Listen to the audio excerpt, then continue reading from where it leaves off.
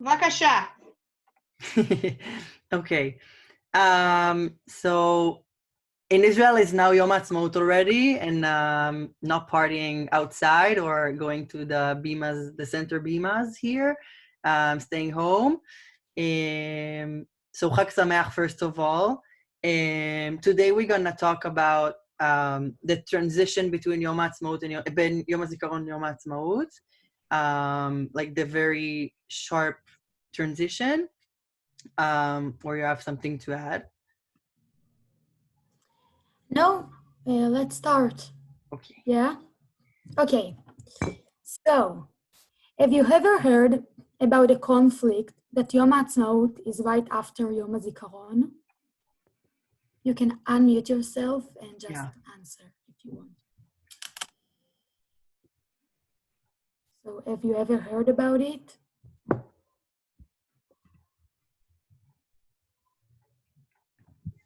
No? Hello. Shalom. How are you? We're great. Very good. Okay, so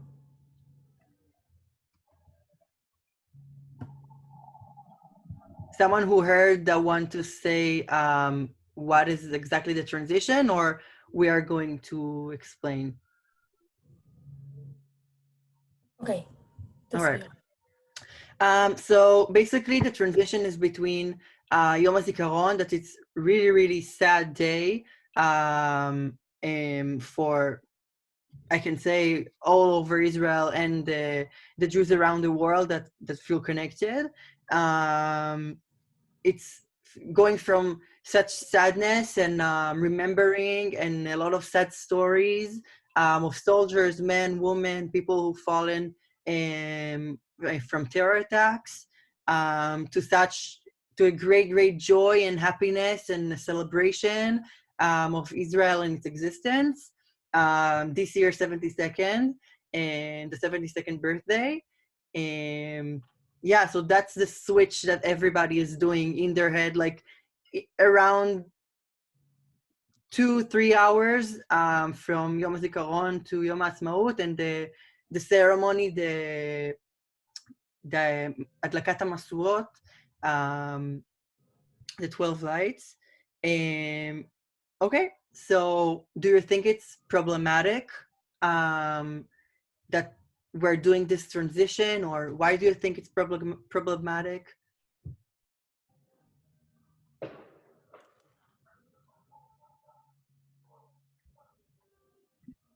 I don't think it's problematic. Why? Because I think it represents life, and we're consumed with sadness, and it's brilliant. And at the end of our sadness, we have to go on, and life goes on, and we embrace it because en breira. Thank you. I totally agree with Linda. Hi, Linda. Because I had a personal experience like this, and the experience was that we were having my mother's unveiling, which was a sad day for the family several years ago. And at the very end of the unveiling, my children announced that they were engaged. So it turned a sad day into a simcha. So it was a wonderful transition from sadness into happiness. Mm-hmm. I also agree. It's like you can't have just happy, you just can't have just sad. You have to have both, a mix of both in life. Otherwise, like, life's just boring.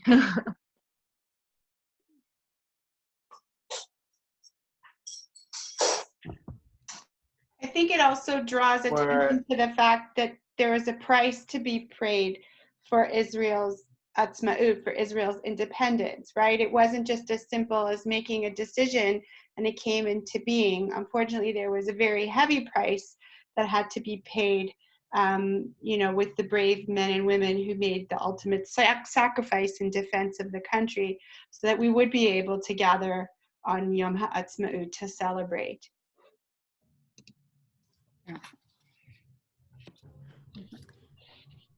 okay, so many families who lost a family member ask to move Yom HaZikaron to a different date. How do you think families who lost someone transition from Yom HaZikaron to celebrating our independence?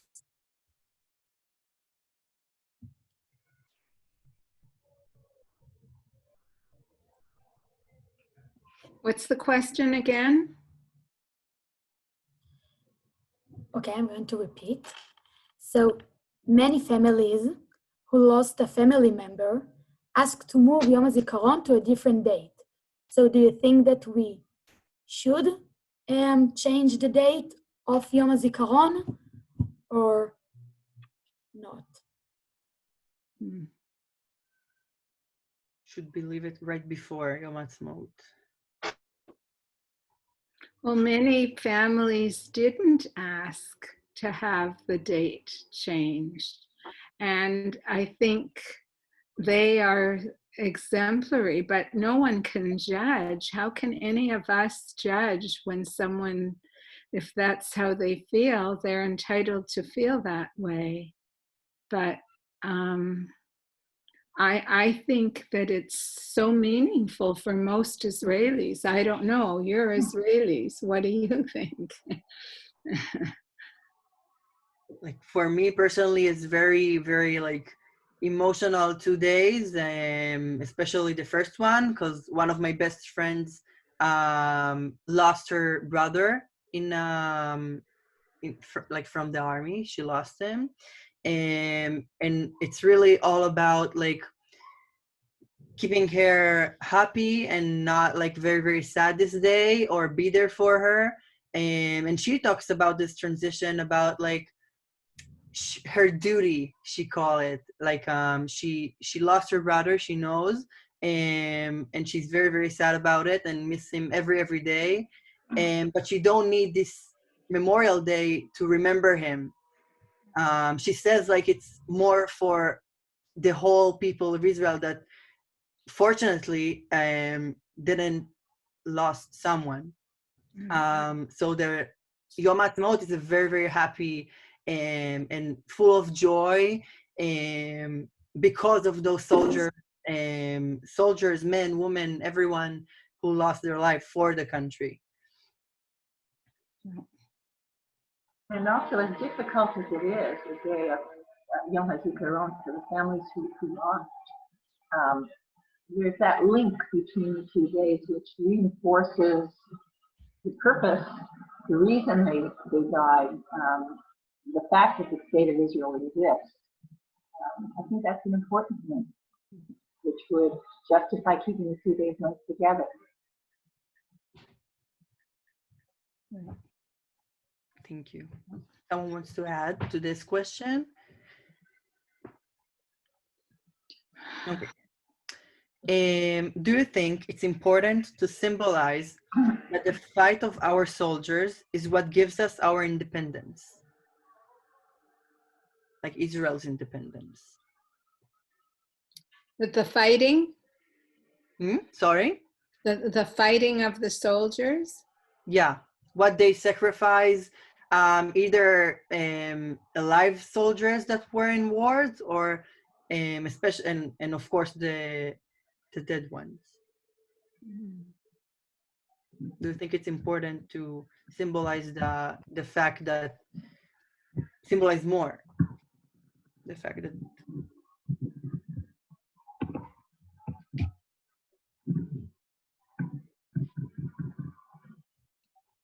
I'm going to answer your question with another question.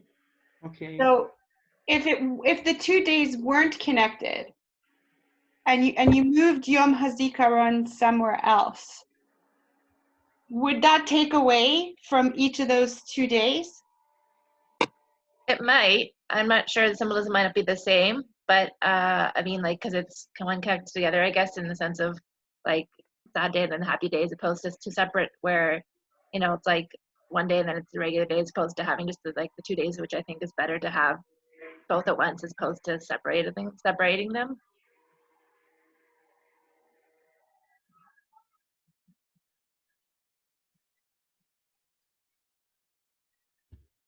I think historically, it gives a message in history of how Israel was formed and what it means to us. It's all part of one message.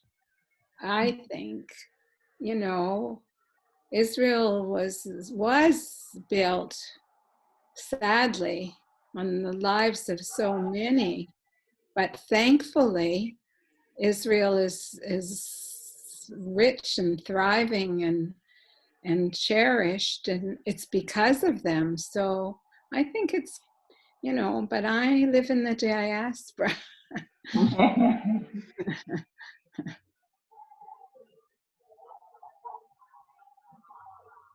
I think to Sigal's question, I think it's gonna take away from both days a lot. Like in my opinion. Yeah. Okay. How do you think this week, which includes Yom HaShoah, Yom HaZikaron, and Yom HaAtzmaut, feels for Israelis? Very meaningful, I think. You know, there's happy and sad, and just to kind of, I guess, you know, mourn, like, you know, what the Israel had, like all the Holocaust people who had fought in the Holocaust, and, you know, some are still alive, you know, and then mourning the dead, but also like celebrating about Israel and their independence. It's like kind of all intertwined, sort of like happy and sad at the same time. I lived there for 7 years. My children and grandchildren, some of them are there. And I can tell you that when the siren goes off for 2 minutes and everything in the whole country stops, it's chilling and it's uniting. And then when Yom HaZikaron, all that plays on the television all day are the stories, the tragic, heartbreaking stories of all the people who have died. And then the next thing you know, they're awarding prizes. And I think that it's just so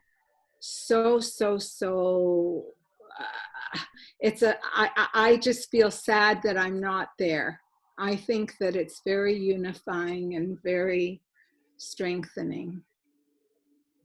I think also it's a beautiful compilation and a beautiful transition from Yom HaShoah, the past, what happened in the past, why we, you know, moved forward on the establishment of the state of Israel, and then Yom HaZikaron, so the stories that are not such distant past, some are further, some are today, some are more recent, and then with the conclusion of Yom HaAtzmaut, we're looking at today, we're looking to the future. So it's a beautiful, you know, transition from Lador Vador and from the past to the present to the future and what we can become. And I think that, like you said, is very strengthening and comforting, I would hope, even though it's sad in many ways.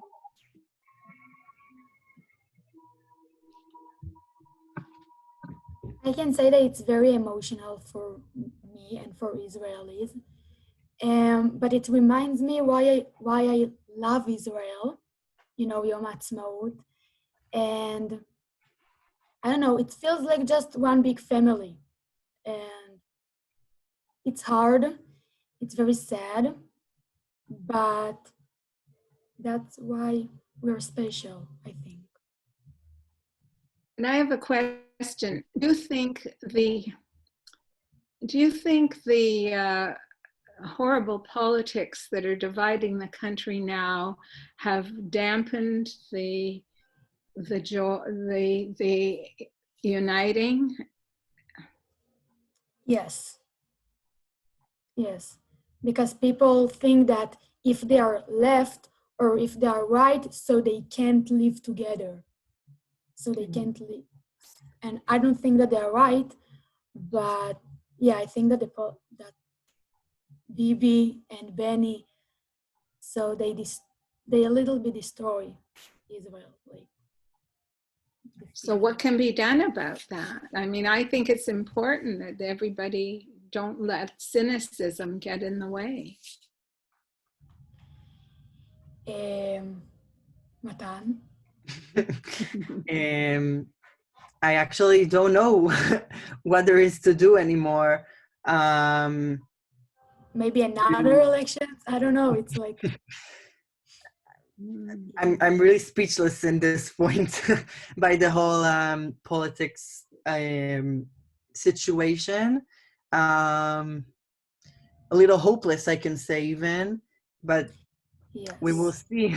It's sad to say. Like it's really sad for me to say, but we will see.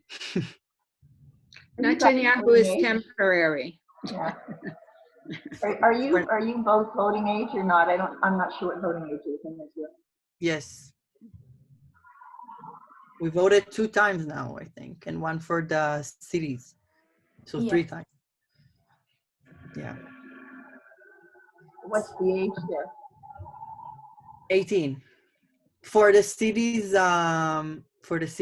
like whole, I can say. 17.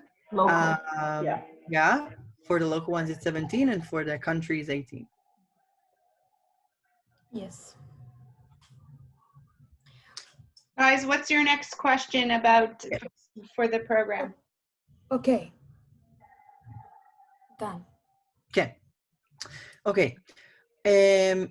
What do you think? What is the difference between how Israel does the Remembrance Day and the Independence Day, and how Canada does it? If you know, if you don't, what do you think is the differences that you see? I can see everybody smiling and laughing because I think we all kind of feel the same in the sense that Canada celebrates in City Hall or in Ottawa, whereas Israel celebrates it's the whole country as one, as opposed to the little areas where there's fireworks and things going on. So it's almost like Canada celebrates with their head and Israel celebrates with their heart. That's nice. I never heard about this. Like, just came to me. Very nice.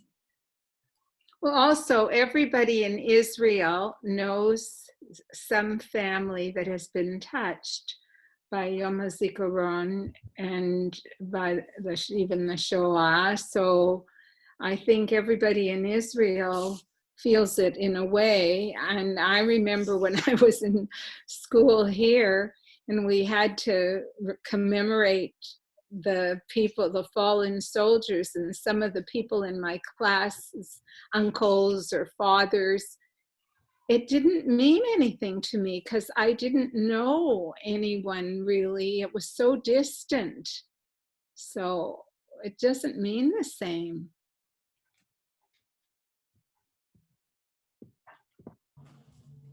Okay, thank you. Okay. Do you think Yom HaZikaron should be more than 1 day like in Canada? Or does the fact that it lasts for 1 day make it more meaningful? So what do you think?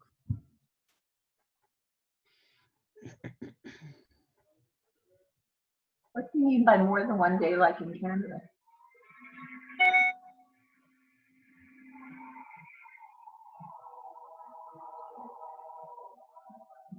My Wi-Fi is Matan. Huh? Sorry? My Wi-Fi is bad. Sorry, I didn't hear. Okay, no, I was wondering what Ori meant by more than 1 day like in Canada. Did I misunderstand you? It's spread in Canada over 2 days or 1 day and a half because of. No, November 11th. No, it's not. In Canada, so you have the flower, the red flower that you put on your shirt, right? So it's like 1 month that you can feel the Yom HaZikaron. And here in Israel, so you put the flower just for this day. So it's just 1 day. So, this is the difference. So what do you think? I think it takes Canadians, I think we need that month to get used to the fact that November the 11th is coming because we are so unfocused on it because war in Canada is done. It's not every day. So we need the month to sell the poppies and to wear them and to remind each other, whereas in Israel it's every day. You just need the one day to make it, to make an official acknowledgement or not celebration, acknowledgement. I think that's why maybe it takes longer in Canada to gear up to celebrate November 11th. We're not aware of it day by day the way they are in Israel. That's a really great point. You need to remind it.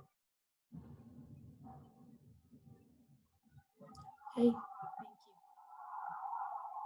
Next question. Okay. So the last question is, if it was your decision, would you change the date of Yom HaZikaron? Sorry.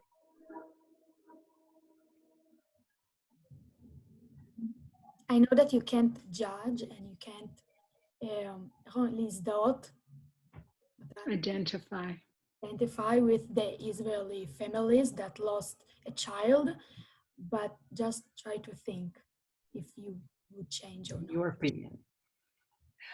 I'm going to ask you guys the same question because it's more relevant to you. I don't think that I would change. Yeah. As well. Because now, now I understand with the independence, Yom HaAtzmaut, why we have Tzal, because they fight for our country. So I don't know how to explain that, but I think that it's more meaningful when it's together.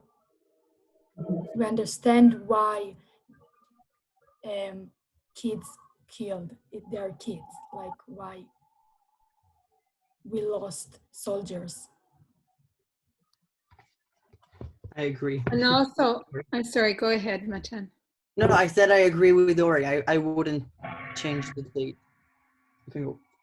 I think the Army performs such an important function in the country. It brings everybody together. Everybody has shared experiences, shared knowledge. And in Canada, we don't have that. The people that go off to the Army, unless you have a family member, you just don't know. But everybody in Israel serves, so everybody understands. So you get it. I think like living in Israel and experiencing it, and supposed to Canada where we don't have that, it's kind of like, you know, Israel and the Israelis and like their army people, like who are in the army, understand more as opposed to Canadians where they don't have to, you know, fight for their rights or fight for the country and stuff like that. Yeah. Again, I think you were kind of re-emphasizing both Ori and Matan that by keeping the 2 days together, it's that link. Yes, they died, but why did they die? Well, when you look at what the next day is about, Yom HaAtzmaut, that's what they died for. So I think linking the two together makes it very powerful.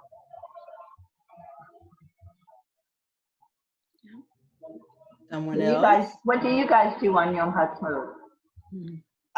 We are going to, like in normal days, I would go out to, I don't know, to some party, to some like bima to hear, like to hear singers, to see the fireworks. With our friends, celebrate. Friends. Yeah. What are you doing this year for pandemic Yom HaAtzmaut? Yeah, now it's a little bit different. Yeah. It's like the whole neighborhood, we are like, we eat together and it's different, but we are trying to do the best. Yeah. Did you go out on your balconies and sing HaTikva last night? I didn't actually. We were, no. But I saw it in every city. Yeah. Personally, we didn't. Yeah. Okay, so if someone wants to share something, thoughts about what we talked, or do you have a question for us or for like the whole group? So if you want, this is the time. I think Nurit, that not Nurit, Sigal, that it would be good to send out a reminder, because people are forgetful, and a lot of people that I know would have loved this conversation. And I think it needs to go out just before, like Rabbi Grover does. I don't know if you can I got do one. It went out this morning. Yeah. We're sending out every single day a reminder of the day's events. So it went out this morning with the link for all the stuff that was happening today. I'm worried that if I send out any more reminders, people are going to start to send me hate mail. Okay. But I also recorded our class successfully, I'm hoping, fingers crossed today, so that anybody who did miss the conversation can tune in at their own leisure. But I love the fact that there's people out there that are finding these programs meaningful, and I'm super, super grateful to all of you for making time in your day, and in particular for our ShinShinim who are working so hard despite the time difference to continue to program for us, and in particular on these days, on these yamim, to have the input from them is precious. I can't thank them enough, and thank you all enough. And the only other thing I was thinking about in terms of this question that you guys are dealing with, this idea of these 2 days being so connected to one another, I think about families who have lost loved ones, not necessarily Israelis, but just people here who have lost loved ones to just the regular ebb and flow of life. That is difficult enough. But if I think of, God forbid, a mother or a brother or a wife or a child who's lost a parent out of service, that is a whole other level of difficulty. And I think for those people, they remember the people that they've lost, just like we remember the people that we lost every day, right? We carry that with us in our heart. It's not like we wait for one specific day in a year to remember those people. But despite the fact that it's difficult, I think that Israelis are very smart in having these 2 days connected, because the rest of the 363 days of the year, they're carrying the memory of those people who ultimately sacrificed everything so that everyone else could live. But making that connection between these 2 days is important for families who've lost, and for people who are, watching young people like our ShinShinim who are about to finish their year of service and then join the ranks.